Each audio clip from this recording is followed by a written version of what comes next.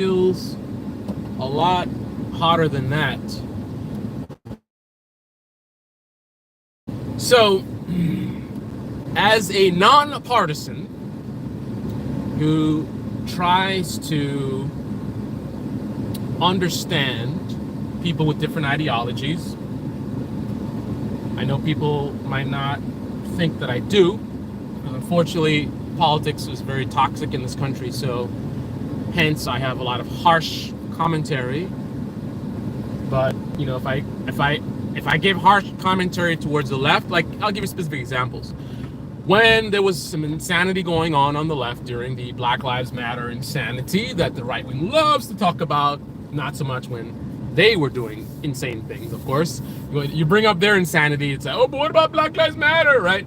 But again, being a nonpartisan, I had no problem calling out the nonsense that was going on during Black Lives Matter. And then when January 6th happened, I did the same. But here's the thing, when I was calling out Black Lives Matter, the left didn't like that, right? Didn't have a lot of left-wing support. I think many of my right-wing subscribers, that's when they came around. They were like, great, here's a seemingly left-wing person who's agreeing with us, awesome. And then their side goes and does an insurrection, and all of a sudden, now I'm a left-winger, and I'm being unfair to conservatives, and I'm just bashing the right. So right now, for example, right now is kind of the right wing's Black Lives Matter moment, and I'm not going to get into talk about Black Lives Matter. I recognize there's a positive side to it. There are people that didn't understand what was really going on. They were really just trying to. There was a movement of people that had generally good intentions, but then there was also a fraud that was being conducted officially, and then there was also, corporate capture. A lot of stuff going on with Black Lives Matter. But regardless, I did not pull any punches going after that. Then January 6th happens. I do the same thing. Now what happens? The right-wingers who love me calling out the left, all of a sudden they disappear. They're not interested in hearing me speaking the truth and calling out their side the same way I did to their political opponents. But anyway, the reality is, regardless of what you think, the reality is I do try to be as fair as possible. I do try to be empathetic. I try to be understanding of different ideologies, different perspectives. I don't look at things just from my perspective and my experiences and things that are related to me. I try to envision myself, in other people's shoes and try to understand why they are the way they are and why they have the ideas that they do. That being said, with the insanity going on in the right wing right now, I've been struggling to make it make sense. So one of the thoughts I had was, when I think about these things, I try to what am I missing here? Like, what's the way to steel man the argument? What's the best way to have a good faith sort of understanding of what they are concerned about, and not just dismissing it as nonsense. Like I'll say many times, the right wing will get all riled up about nonsense, right? But I try to also recognize, just because it's nonsense to me, clearly it's not nonsense to them. Now, that doesn't have to be the case. They could just be being manipulated by skillful propagandists who have manipulated them into thinking they care about these things when they actually may not actually care about these things. That's the fake outrage that I talk about on the left and on the right. But let's put that aside and try to identify and understand people who are not just being manipulated. They actually genuinely have this idea. So I first try to envision myself as a conservative. So imagine I was a conservative and I had a conservative ideology. I want low taxes. I'm really focused on freedom and the Constitution, and I want small government. Government, get out of my way. I want to be self-sufficient. I want to do for myself. Put myself on my bootstraps. You know, Stop taking my money and telling me what to do and blah blah blah blah. You know, Allow me the freedom to succeed, right?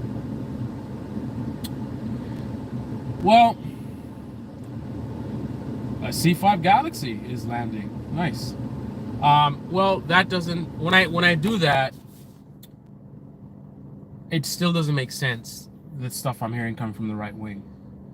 So immediately when I thought that, I said, but you have to remember, a lot of them are religious, and you're not religious, right? So you look at things like abortion, and I may have a view of it's the woman's body, blah blah blah, but the person is bound to or influenced by their religious beliefs, which go beyond the world that I live in. I'm in the world of logic and facts and science, right? And I follow wherever those things take me. But for a religious person, there is a higher factor to consider, which is their religious teachings that they follow. And from that they may come to the conclusion of conception. What is it? Life starts at conception, so therefore abortion beyond that would be murder. Here's the problem. Unfortunately, it is really hot. I don't want this noise to mess up the audio. Unfortunately, even putting myself in the shoes of a conservative Christian, if I were a conservative Christian, I still would have major problems with the right-wing movement. Because this would be my view. And just to give you perspective, I come from a very, very religious family, so I'm not just talking out of my ass. My father was a pastor or preacher for decades. I think he just retired recently, and he's 83 now. He's devoted his life to Christianity. I think he probably got saved as a teenager, and then he went to like religious schools. I don't even know. I've been so long out of that world. I don't even know the terminology, but you can go to like a religious college or something to get some kind of degree in a religious-based degree or something. I don't know. So he's studying. I guess he's studying like the Bible and the history of the Bible and whatever. So I mean, he's hardcore.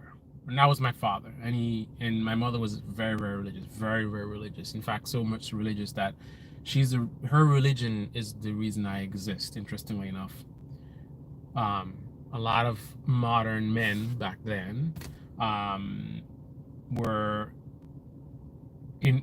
If I were to speak for her and use her words, she never said this to me, but just my understanding of my mother, they were sinful, very sinful, very worldly, right? So she had trouble finding, a good Christian man for her to start a family with. But my father had that in spades. So even though my father was a good man and he definitely took care of her, if my mother wasn't religious, they would probably never have dated, and therefore I wouldn't exist. So her religion is the reason why I exist, in my view, because her religion got her to select a person who I don't think necessarily captured her heart. Like maybe there were other guys that were more there was a more chemistry, shall we say, but those people were too worldly. So she, in my view, somewhat settled for my father's character and religious sort of being, or whatever you want to call it. So I was raised very strict, always going to church, Sunday school. I think even going to church in the middle of the week as well. So it's not even just a Sunday thing. And again, my father being pastor at multiple churches, he actually had his own little what was that guy's name, that the radio show, that religious guy who died? I don't remember his name, but my father had his own radio show. He literally had a Christian radio show where he would do his little sermon recorded on I think he's using 8-track. 8-track. He's recording it on 8-track tape. Those little wheels, like, you remember old school film reels, where it's like you have these big wheels with the film on it, like at the movie theater. So a miniature version, I think, it's about this size, I think. So I don't know, 3 inches, 4 inches, something like that. Anyway, yeah. So very, very religious, very, very. I was raised very, very strict and in essence conservative, but we weren't conservative. We weren't religious. My father never spoke about. I'm sorry, not political. My father never spoke about politics. I didn't even know anything. I mean, our family was so non-political that I didn't even know what the word liberal or conservative meant until, I don't know, 2014, 2015, 2016. So a majority of my life, I didn't even know I didn't know anything about political ideologies.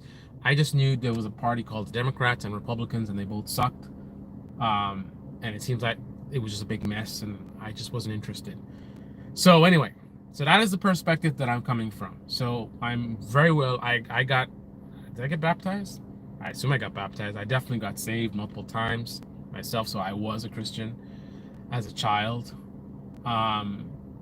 So I want to let you know I'm fully informed on the Christian perspective, and essentially conservative, even if we weren't politically conservative, like we weren't involved in politics.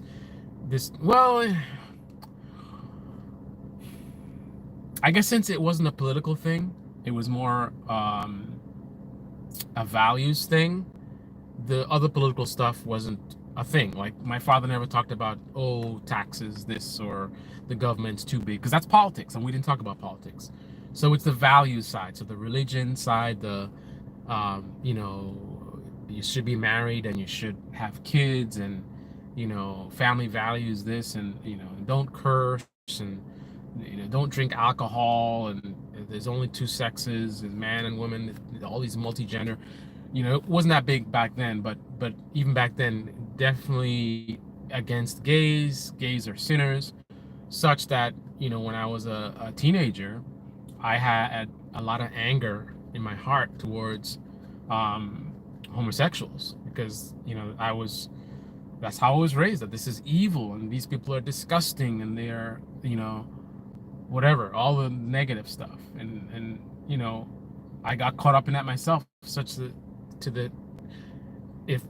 the point where, again, I had a major emotional response whenever I saw gay people. I got very, very upset. So I can understand. I know there's a lot of grifters online in terms of right-wing media, but I know some of them are legit. I can understand the reactions to the trans situation and whatever, because I was just like them, a bigot. That being said, if I were a Christian now, Christian conservative, I still would be very frustrated with American conservatives, because this is what would change. I would probably get caught up. I'd be very susceptible to rhetoric about abortion and it being murder and conception, life starts at conception. Those type of talking points would be very, very effective to me as a Christian. So I probably would believe things like that. I believe that conception that starts life, so I'd probably believe that abortion after conception is murder. And being the empathetic person that I am, if I'm still myself, I'm very empathetic. I feel the pain of others, or I can feel, because that's the thing. If I did, I would be depressed all the time. But I'm capable of feeling the pain of others. Obviously, not to the same degree that they do. I can never feel someone's exact pain, but I can extrapolate, other people's struggles, and I can get discomfort from doing that. So, meaning, if I choose to think deeply about someone who struggles because of finances or medical issues or whatever it is, um, in that thought process, I can actually start to feel pain as if it was me, right? And start to even have thoughts as if I was them. Like, that's just part of my personality. So that being said, I would still be very empathetic. So that means that I wouldn't just be like, I'm not going to do abortion, and telling my friends they shouldn't do abortion and hanging out with people who are against abortion. I would also want to do my best to help the community, help the country, help the world. So I would look to ways to stop the murder, in my eyes, of the unborn. However, here's where the problem comes in. I wouldn't take it to a political angle. I wouldn't want to change laws. I wouldn't want to ban abortions. I wouldn't want to, you know, all this stuff that's going on the red states, trying to, like, 16-week ban or whatever. I wouldn't be for that. I wouldn't be for, let's try and overturn decades long rulings regarding abortions, because even as a Christian conservative, I wouldn't want to impose my will on others, right? And that's also part of my empathetic side of my personality. I don't want to cause harm to others. I don't want to bring harm to others. If someone truly believes that abortion is cool, and they don't agree with me that it's murder, right? I wouldn't want to mess with them and make a law that messes with their life, and now they have to go across the country and whatever. I would definitely be motivated to fight against abortions and put a stop to them, but not by force. I wouldn't want to force my belief on others. My path would be education. I would want to educate people. I would want to persuade others to think like me. So I would be a part of education efforts, maybe donating to people that are doing that in terms of spreading the word of the evils of abortion, and let's show pictures of what a baby looks like at this, whatever it is.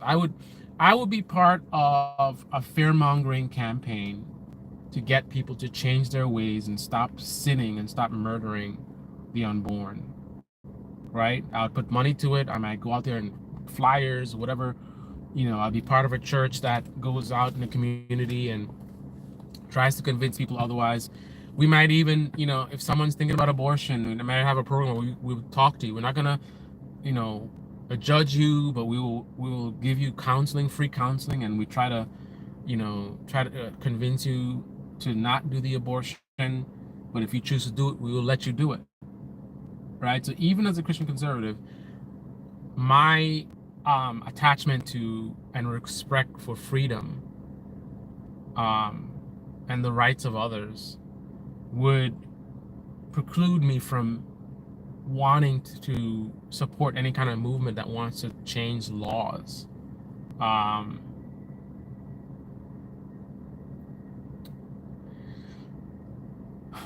But as always, abortion is not a black and white issue. So even right now, I'm kind of heading in a black and white potential direction, because what if murder was not illegal? So my religious beliefs are that murder is wrong, and in this country, murder is allowed. I don't know, why does that change things? I mean, yes, I want murders to stop, but I don't know, man. I'm very uncomfortable. I'm very uncomfortable trying to force my will on others. If you have more than half the country that believes that murder is okay, I mean, that would be disgusting to me. I think to the point where I might want to leave the country. That might be my reaction. But the idea that I'm going to be in a country where a majority of people believe murder is okay, and I'm going to try and through minority rule change the laws to make murder illegal. I don't know, man. Again, it's not black and white, but you notice I can't quickly jump to like let's ban it. Now, if it's something that's not religious based, like for example, let's say that there's no law against scamming people. I think I would have no problem pushing for making that illegal, stopping people from committing crimes. I don't know. I don't know why, I'm human, I'm not perfect, I don't have all the answers, right? That makes me wonder, like, why can't I take the same approach with murder? Which should be worse than scamming someone, right?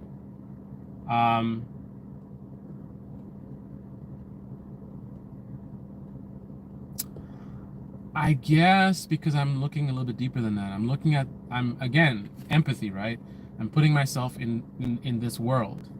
I'm not looking at it simplistically, just as a black and white thing of like, okay, people are murdering and it's not illegal, we should ban it. I'm not looking at that level. I'm looking at it as I live in a country where more than half the country believes that murder is okay. So I feel like, who am I to go and tell, more than half the country that they're wrong, right? I mean, like I said, I had no problem like telling them that in terms of trying to convince them and education or whatever. But in terms of making laws, I'm gonna force you to follow my beliefs, my morality. I don't know. I'm just uncomfortable with that. Again, I think in that world where, again, it's not black and white. You have to put yourself in that situation where, again, more than half the country believes murder is okay, and murder is legal in that country. I think I would leave. If more than half the country think murder is okay, I think it's time to move someplace else, right? As opposed to me, I'm gonna stay here and try to force them. This is my belief. I have my belief, and I'm gonna override your beliefs with my belief. No. If you guys think murder is legal, if that's how things are in this country, more than half the country thinks that way, it's time for me to move somewhere else where I can find people like myself who believe that murder is wrong. So that's my view. I don't understand American conservatives, and even me imagining myself as a conservative, I would have a very different approach than they do. And that's why I'm a political dissident. I don't fit in with the left. Their approach, I think, is naive and unserious and captured by social media and grifters. And then the right wing, I mean, I don't know, we're talking about abortion in this video, but the idea of trying to tell other people what to do with their bodies and try to force your beliefs on others. As a conservative Christian, I would not be down with that at all. I would not be down with using the law to enforce my religious beliefs. I'm just not down with that, man. So, like I said, it's not about conservatives being a problem. American politics are toxic, right? That's why I don't fit in with the left or the right or the center. Anyway, this is Debate Me channel. Debate me in the comment section below. Click on the like button, subscribe, smash that bell. Look at me sweating just to get the good word out. I'm sweating in here because I don't want to have the AC on because it's so goddamn loud. And I don't know, it must be humid. It's not that it's hot, it's humid because it says 71 degrees. I know the windows are closed, but still, I feel like I'm hot today. Anyway, I'm rambling. All right, guys, that's nothing new, right? All right, guys, this is the Baby Channel. The Baby comment section below. Click the like button, subscribe, smash that bell. Be well.